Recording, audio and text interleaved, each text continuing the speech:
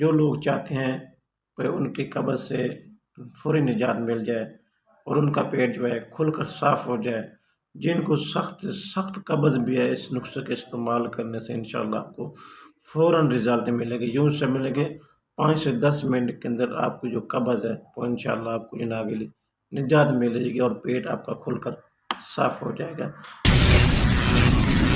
السلام علیکم ورحمۃ اللہ وبرکاتہ۔ لوگ ناظرین، آپ اپنا ویٹ اپنا فیملی ڈاکٹر کا مشترکہ عمل کرنا آپ سے مخاطب ہے۔ آج جو میرا ناظرین موضوع ہے وہ ہے جی قبض کے بارے میں۔ جو لوگ چاہتے ہیں کہ ان کی قبض سے فوری نجات مل جائے اور ان کا پیٹ جو ہے کھل کر صاف ہو جائے، جن کو سخت قبض بھی ہے، اس نسخے کے استعمال کرنے سے انشاءاللہ آپ کو فوراً رزلٹ ملے گے۔ یوں سے ملے گے 5 سے 10 منٹ کے اندر آپ کو جو قبض ہے وہ انشاءاللہ آپ کو جناب نجات ملے گی اور پیٹ آپ کا کھل کر صاف ہو جائے گا۔ اگر آپ چاہتے ہیں کہ ہماری قبض سے جان چھوٹ جائے تو میری ویڈیو کو آپ نے اینڈ تک لازمی دیکھنا ہے۔ قبض ایک تکلیف دہ بیماری ہے۔ قبض کی تکلیف جو ہوتی ہے اسی کو پتہ ہوتا ہے کہ یہ قبض ہوتی ہے۔ جو قبض ہے، قبض ہوتی کیوں، کس وجہ سے ہوتی ہے؟ آپ کو پتہ ہے کہ ہمارے جو کھانے پینے کے سٹائل ہیں، ہمارے کھانے پینے کی جو چیزیں ہیں جس کی وجہ سے ہمیں قبض ہوتی ہے، اکثر زیادہ تر کھانے پینے کی چیزوں کی وجہ سے ہمیں قبض ہوتی ہے۔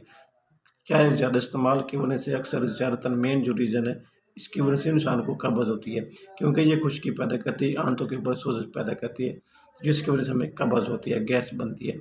اور اس کے ساتھ اور بھی بہت ساری چیزیں ہیں جس کی وجہ سے ہمیں قبض ہوتی ہے۔ سب سے پہلے آپ نے جناب نیم گرم پانی لینا ہے 1 گلاس، اس کے ساتھ آپ نے ہاف لیمو لینا ہے۔ اس پانی کے اندر آپ نے نچوڑ لینا پانی کے اندر لیمو اور اس کو اچھی طرح مکس کر لینا۔ اس کے ساتھ آپ نے جناب 2 چمچ آپ نے لینا جناب زیتون کا تیل۔ زیتون کا تیل خالص ہونا چاہیے، خالص زیتون کا تیل اس کے ساتھ ایڈ کر لیں، اس کو جناب مکس کر لیں۔ 2 چمچ آپ نے زیتون کے تیل کے آپ نے اس پانی کے اندر مکس کر لینے، اچھی طرح مکس کرنے کے بعد اس کو جناب پی لیں، نوش فرما لیں۔ انشاءاللہ آپ کو 5 سے 10 منٹ کے اندر آپ کو فوراً رزلٹ ملے گا، آپ کا جو پیٹ ہے کھل کر صاف ہو جائے گا۔ اگر میری ویڈیو اچھی لگے تو لائک کرنا، کمنٹس کرنا، میرے چینل کو سبسکرائب کرنا مت بھولیے گا۔